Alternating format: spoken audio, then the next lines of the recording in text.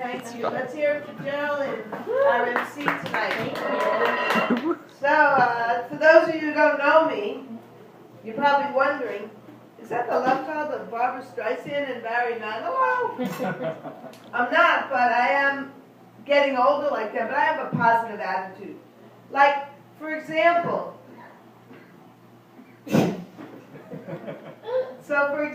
like, I'm losing my hair, but I have a positive attitude about it. You can't tell, but I'm losing my hair. I have a positive attitude. I know where it's going. It's going to my knuckles.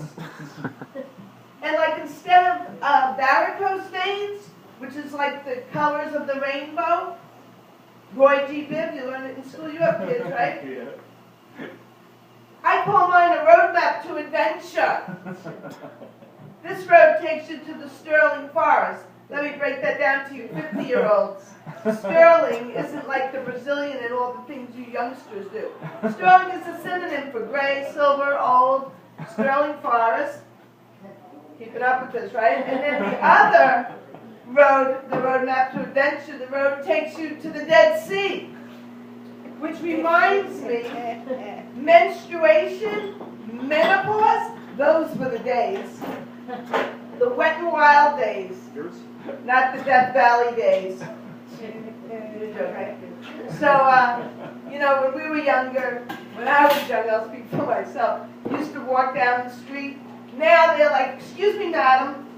Oh, miss. Oh, lady. What happened to hey, babe? I wouldn't mind a catcall once in a while. But, thought I'd try some new material today. I was walking down 33rd and 8th. There's a fancy apartment building, and they have these dogs. People allowed to have dogs there, and they're walking their dogs. And I get carried away when I see a cute dog. I go, what's the matter, boy? What's the matter? Then I'm going down into Penn Station, and I'm running for my E-train, and I get in, and I'm still in that mode, and I see this guy, and I go, I'm holding the strap, and he's sitting there. I go, what's the matter, Scientific American Professor? He was reading Scientific American. But I don't stop there. I get so carried away. I turn around. There's an Orthodox Jew. I go, what's the matter? You won't be eating bread for about 7 days. We won't see you on the subway either, little hussy. What's the matter? But talking about the subway, you know, when you're young, you're holding the strap and you can't sit down or anything. Well, I finally arrived where I'm allowed to sit in the disability seat. I can do that. Thank you. Yeah. And you know what? I have, you know that expression, two-edged sword, whatever that is? Mm-hmm. Yeah, I should know that. I'm a school teacher. not an English teacher. You know that expression, it's a double-edged sword. Thank you. So, if I'm standing there and I see a young man like either of you, I'm like, why can't he offer me a seat?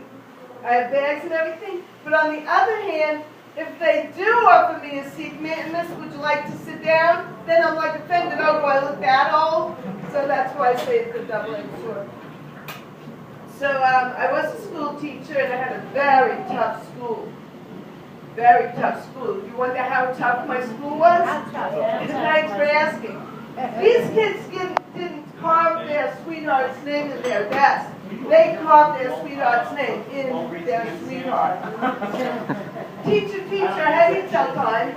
That's easy. How long did you have me locked in the closet yesterday? And they're very rude. I saw this kid picking his teeth. Hey, that's my car antenna! And this is how, before I tell you that, let me tell you about Mrs. Connor's second grade girls. They had a gang. It's kind of sad, because you have kids. These second grade girls had a gang. And they used to, for their initiation, that's what you call it, right? They used to steal the milk containers off of my girls' lunch trays.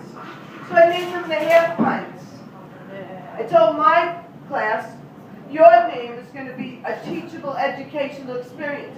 So I was teaching prefixes and suffixes, and I took the word crips from the gang, and I named them the prescriptions. It was education. I said, you got to get tough. You have to be tough. You have to make the blood hemorrhage. So I renamed them the plasmas. Thank you very much. You have another minute. questions? I'll tell you the story about when I took Quaaludes. Yeah. I went to a party in the 70s when I was first, before I started teaching, I went to a hippie party. That's what we used to call it, I called it. And they passed the Quaalude around, and I didn't want to take it physically, but I took it and held it because I didn't want to act like I wasn't hip. So I put the Quaalude on top of the cotton ball in my Midol jar, which fellas you take for cramps, Midol. So I got called to substitute teach. Now that should have been a clue because I was still in college. Why would you call someone who didn't even finish college yet to substitute teach in June when you have all these people who substitute? Is my time up? So what happened was I started teaching, and the kids were ignoring my first day of teaching, and the kids like, hey, T-Bird, slap me 5, what's the matter? You know.